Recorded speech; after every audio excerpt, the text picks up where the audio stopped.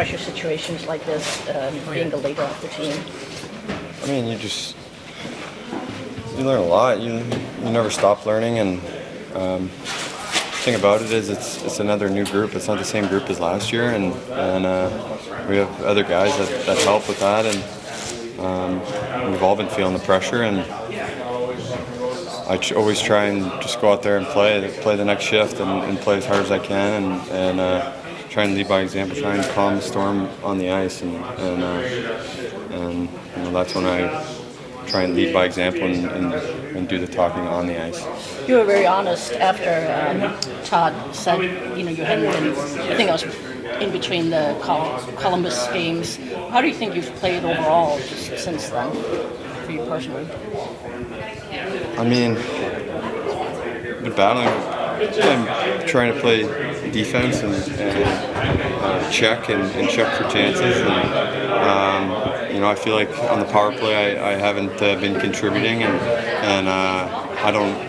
I think as a bumper, part of that is it is relying on other guys and also relying on getting loose stuff around the net, and I feel like I've been probably moving around too much and not in position, but again, I've been trying to work and work as hard as possible, and I've been pleased with it, but it is what it is, and tomorrow night we have another tough test where it's going to be a low-scoring game.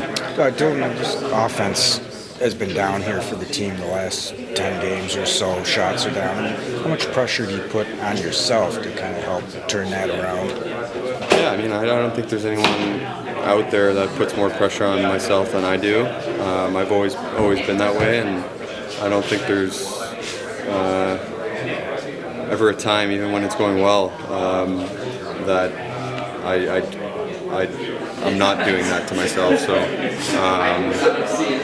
it's just how it is, and I think offensive as of late, it always gets hard to come by in tight games when you're in this position, and the power play's got to contribute. You got to bury your chances, and we haven't done that. And I wouldn't say it's the last 10 games. It's been an ongoing thing all year, and in tighter games, your weaknesses kind of get exposed a little more. When you want it so bad, what are your strategies to sort of I think you're a guy, you always try too hard, right? Focus on certain things, how do you handle that personally? Yeah, you do focus on certain things, and you do a lot of different things. Make the game smaller into 3 period, 5-minute games, and one shift at a time is cliche as it gets, but when something bad happens, you got to forget about it. You can't let it linger, and I think a lot of times things have lingered, and for whatever reason. How can you take advantage of having Patrick Kane on your wing? I mean, you've played so much with Lucas over the past few years, but having Patrick Kane there in the past few games. I mean, yeah, you try and get him the puck. You try not to change is a lot of how you play, but playing with those two, it's a lot of being around the net, and that's what it is. Those guys are unbelievable playmakers, and they find open ice really well. But you got to be around the net and drive the play and try and get skating and kick it out to them, and then go to the net and look for scraps. Tim, what's most different about where you guys are as a team today than where you were at Christmas? At Christmas? Yeah. Jeez. When Todd came in. Yeah, it's a stressful time right now, but at Christmas it was not good. It was bad. We struggled, and felt like it was going to be the longest 4 months to the end of the season that there could be possible, and we were just going to put our equipment on and go out there and play and suck it up. But we've battled, and we've had a lot of new faces in the lineup and a lot of young faces, and it's been exciting to see them come in and see how they play and see how they handle the pressure, see how they've grown in this time. So there's so much different from Christmas to now. we're still in this, and that's because we didn't quit. We turned it around, and we showed that we can play in big games and pressure environments and win hockey games. How do you feel about as far as are scoring chances down as well, or how do you feel about more shots? Yeah, I think we need to be more direct with the puck. I think maybe we're, not getting as many, right off the entry and stuff like that. But, we're getting our scoring chances. I don't think it's that, but I think zone time, you get a shot, you get the puck back, it creates more zone time, gets the other team tired. So if you can do that, I think if we can do a better job of that, we'll have more zone time and definitely more opportunities to score. How much of a balancing act is that? You obviously want to improve defensively and limit your chances and goals against, but at the same time not sacrifice offensively. How tough of a balance is that?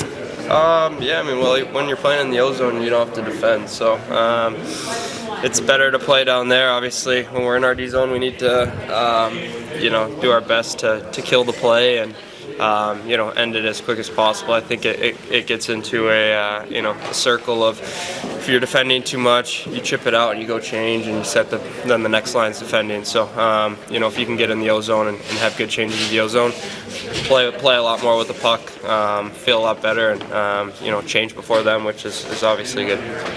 So are you looking much at the standings, or how much are you guys looking at the standings, just facing the reality, I guess, one way to call it or whatever? I check it out. I think it's hard not to at this point of the year, and where we're at. I think we're confident in what we have in this room, and the ability to come back. I know 4 points isn't necessarily easy, but it's definitely possible, and I think we have the group to do it. So starts tomorrow. Got to come ready to play versus a very good team that pressures and creates a lot of offense. So we got to do a good job of that. Yeah, and obviously the final multi-game home sim of the season starts tomorrow. Just the importance of taking care of business on home ice for the rest of the stretch. Yeah, it's huge. I think you can't give up those points on home ice, and I think our schedule coming up is a lot of great teams. So to get the confidence and beat those teams right off the bat tomorrow. I think it's going to go a long way. So, like I said, we got to come ready to play and, give our fans, what they deserve and a win on home ice for sure. Thanks, Cap. Peter Mrazek and Elmer Soderblom out there today. Any updates on those two? Both skated, both participated, as you saw, full participation. So I'm assuming they're good, but I haven't spent any time with the staff. Elmer's probably closer to playing, I would think, in the coach's mind anyhow, than Peter is. He just needs a couple more days as a goaltender. But we have our fingers crossed that potentially he could return tomorrow, Elmer.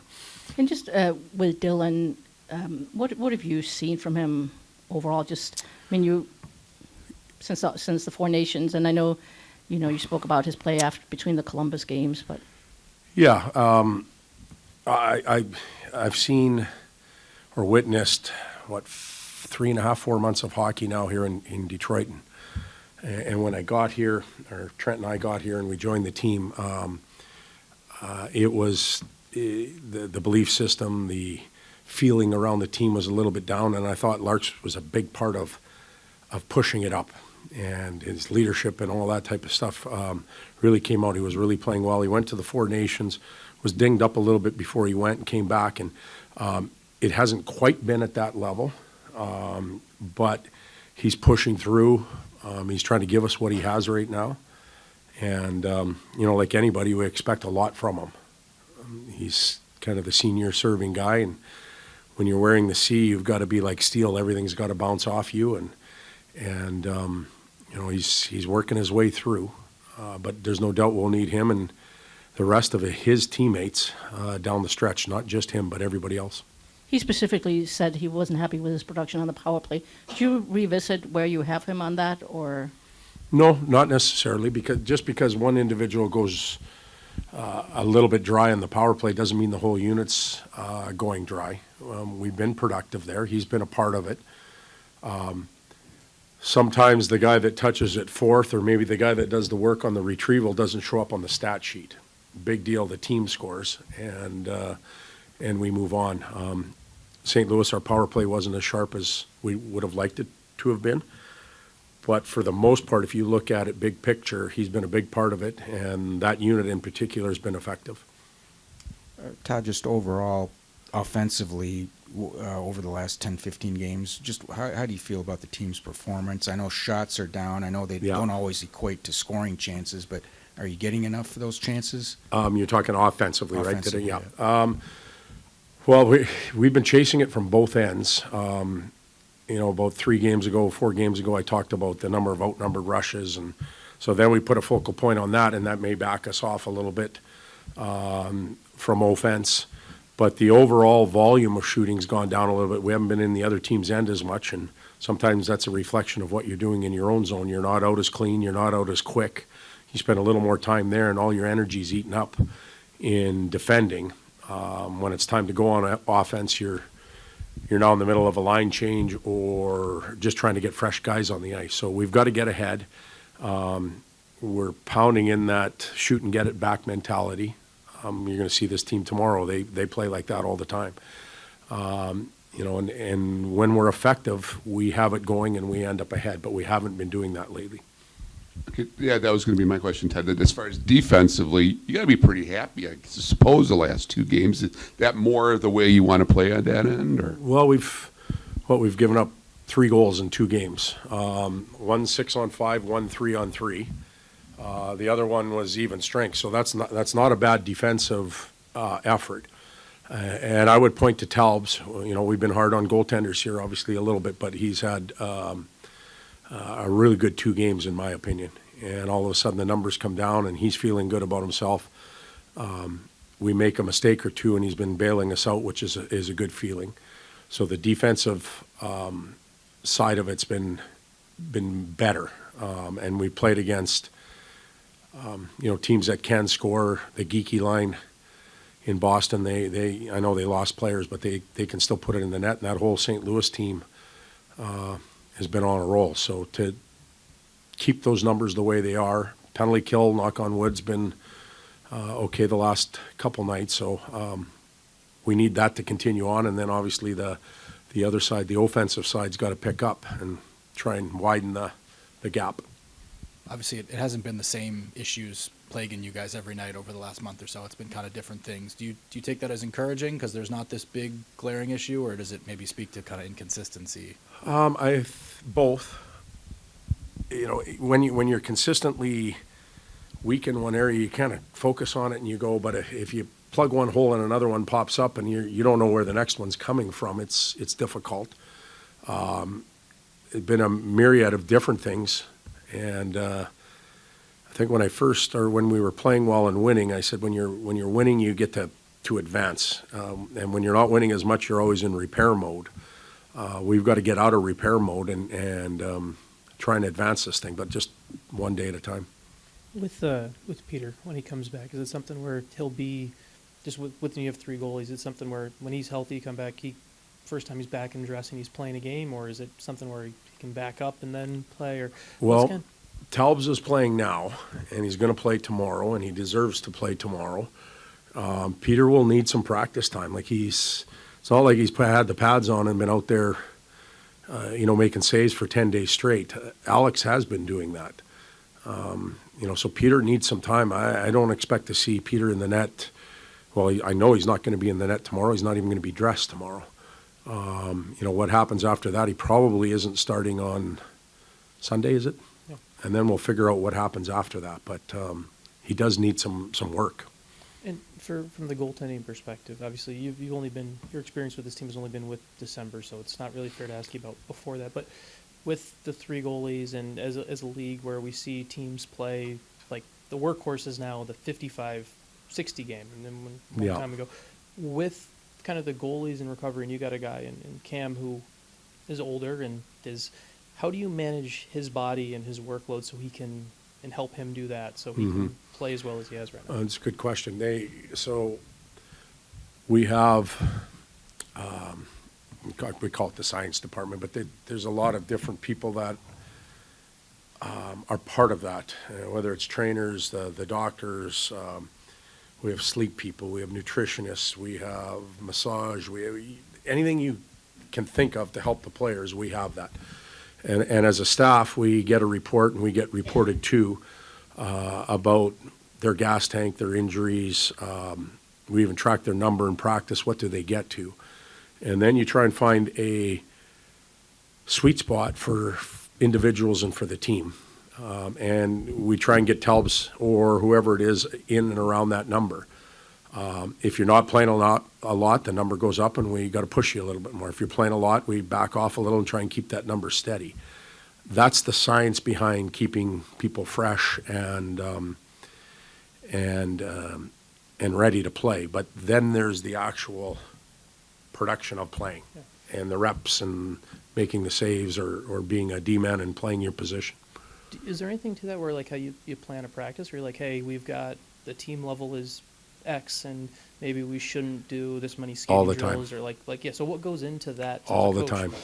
So it's as simple as getting a green, a yellow, and a red light. We've done this with other teams. Here it's a little bit different, but it's that simple. And at green, let's go.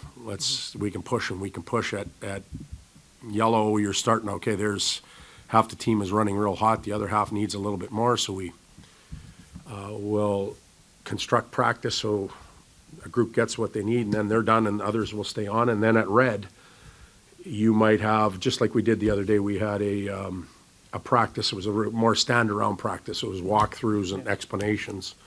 That's all designed based on where individuals are at, where energy levels are at as a team and individually, but also feel.